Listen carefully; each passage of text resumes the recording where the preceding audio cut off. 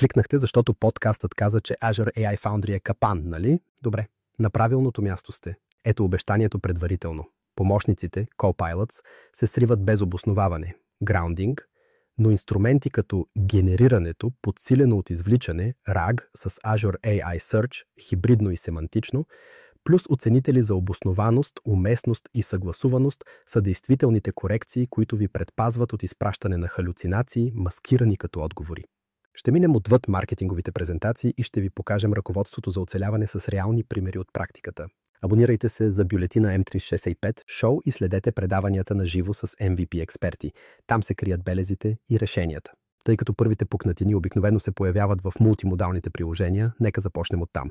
Защо мултимодалните приложения се провалят в реалния свят? Когато видите мултимодално демо на сцена, то изглежда безупречно. Водещият подава текстова подкана, чисто изображение, може би дори бърз гласов вход и моделът предоставя перфектна диаграма или ясно резюме на договор. Всичко изглежда като магия. Но в момента, в който опитате същото в реална компания, блясъкът бързо изчезва. Демонстрациите работят с девствени входове. Работните места работят с буклук. Това е истинското разделение. В производствена среда никой не дава на вашия модел внимателно подготвени скриншоти. Отдел човешки ресурси го храни с изцапани държавни лични карти. Отдел обществени поръчки въвежда PDF файлове, които са пето поколение факс. Някой от финансите снима фактура с напукана камера на телефон с Android. Мултимодалните модели могат да обработват текст, изображения, глас и видео, но те се нуждаят от добре индексирани данни и извличане, за да функционират при хаотични условия. В противен случай просто молите модела да импровизира върху буклук и никакво количество пари похарчени за GPU не поправя поговорката на буклук влиза, буклук излиза. Тук трябва да ви спаси генерирането, подсилено от извличане, RAG. Обикновено казано, моделът не познава вашия бизнес, така че го свързвате с източник на знание. Той извлича част от данни и оформя отговора около тях. Когато съвпадението е точно, получавате полезни обосновани отговори. Когато е неточно, моделът импровизира, изплювайки уверена безсмислица. Azure AI Studio и Azure AI Foundry разчитат на този модел и поддържат всички видове модалности. Но уловката е, че RAG е толкова добър, колкото са добри неговите данни. Ето ключовият момент, който повечето екипи пропускат. Не можете просто да включите един метод за извличане и да го наречете добър. А ако искате резултатите да издържат, имате нужда от хибридно търсене по ключови думи плюс векторно търсене, допълнено от семантичен преподредител – Semantic Re-Ranker. Това е вградено в Azure AI Search. То позволява на системата да балансира буквалните попадения по ключови думи с семантичното значение, след което пренарежда резултатите, така че правилният контекст да е отгоре. Когато свържете това с вашата мултимодална настройка, изведнъж моделът може да оцелее при криви сканирания и размазани изображения. Сега нека поговорим защо толкова много внедрявания се провалят. Предприятията очакват безупречни резултати още на първия ден, но не предвиждат бюджет за цикли на оценяване. Без проверки за обоснованост, уместност и съгласуваност, работещи във фонов режим, не забелязвате отклонението, докато потребителите вече не са се разочаровали. Много ранни внедрявания се провалят бързо точно поради тази причина. Резултатът звучи правилно, но никой не го е проверил спрямо изходната истина. Не е задължително да завършва с провал. Carvana е една от историите на клиенти на Foundry, която доказва това. Те направиха AI за самообслужване наистина полезен, като настроиха извличането, обосноваха своите агенти и инвестираха в наблюдаемост, observability. И така, ето суровият извод. Мултимодалният AI не се срива, защото AI не е достатъчно умен. Той се срива, защото данните не са подготвени, индексирани или наблюдавани. Хранете буклук в системата за извличане, пропускайте оценките и гледайте как доверието изгаря. Но с хибридно търсене, семантично преподреждане и постоянни цикли на оценяване можете да обработвате фактури, договори и снимки с отговори, които се основават на реалността, а не на фантазията. И след като обосноваването е на лице, се появява друг риск. Въпросът се променя. Агентът, който координира всичко това, наистина ли помага на вашия бизнес или просто тихо превръща IT бюджета ви в гориво за огънта? Полезен агент или скъп хартиено тегло? Агентът Agent координира модели, данни, тригери и действия. Представете си го като регулировчик за вашите автоматизирани работни потоци. Тук повечето екипи се подхлъзват.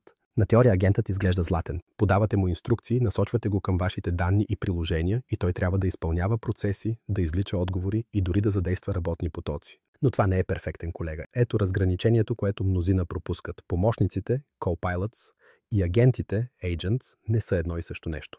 Помощникът е основно приятел с подкана. Вие питате, той отговаря и вие оставате в контрол. Агентите от друга страна вземат решения без да ви чакат. Те следват буквално вашите неясни инструкции, дори когато резултатите нямат смисъл. Истината е, че много екипи връчват на своя агент длъжностна характеристика, която е твърде обща. Оптимизиране на процесите, предоставяне на прозрения, помощ на хората. Агентите без ясен обхват не остават учтиво в своята лента. Те изопачават, измислят проблеми за отстраняване, дублират записи, въртят се безкрайно. Много организации се сблъскват с препятствия рано, защото никога не са ограничили стриктно обхвата на своите агенти, никога не са добавили стъпки за валидиране и никога не са инструментирали телеметрия.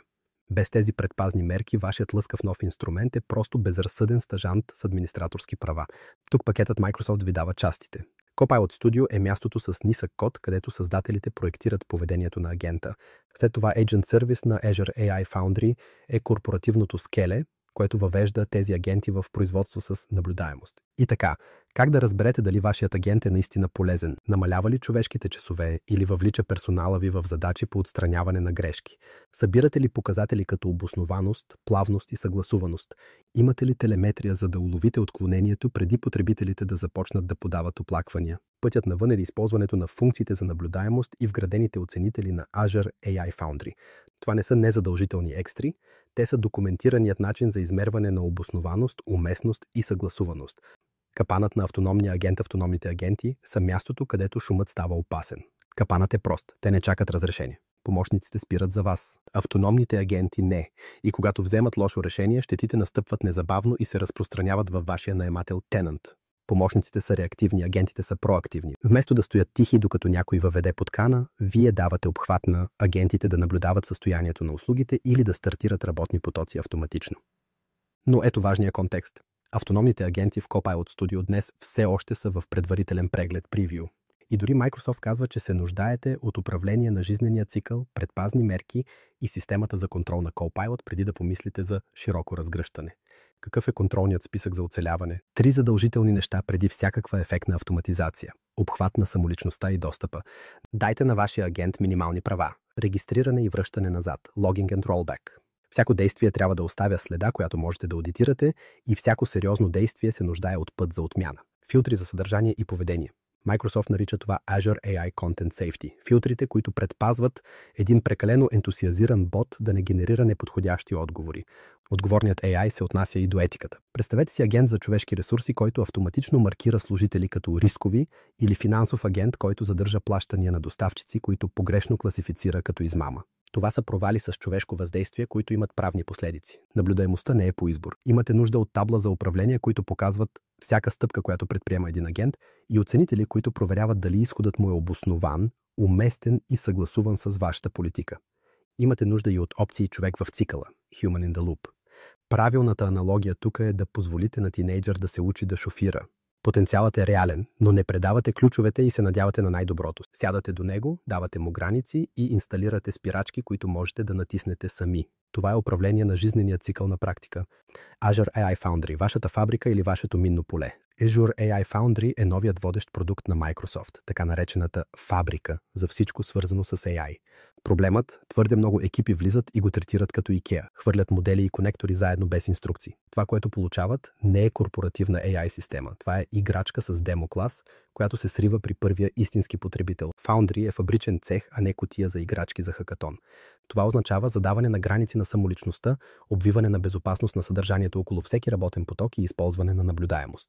Ето капанът на таксуването. Ценообразуването на Foundry е базирано на потреблението и е обвързано с конкретните услуги, които използвате. Всеки конектор, всяко извикване на извличане, всяко съобщение се таксува спрямо вашия наемател. Ако не оценявате разходите и не проследявате използването, вашият финансов екип ще бъде възхитен от изненадващата ви фактура.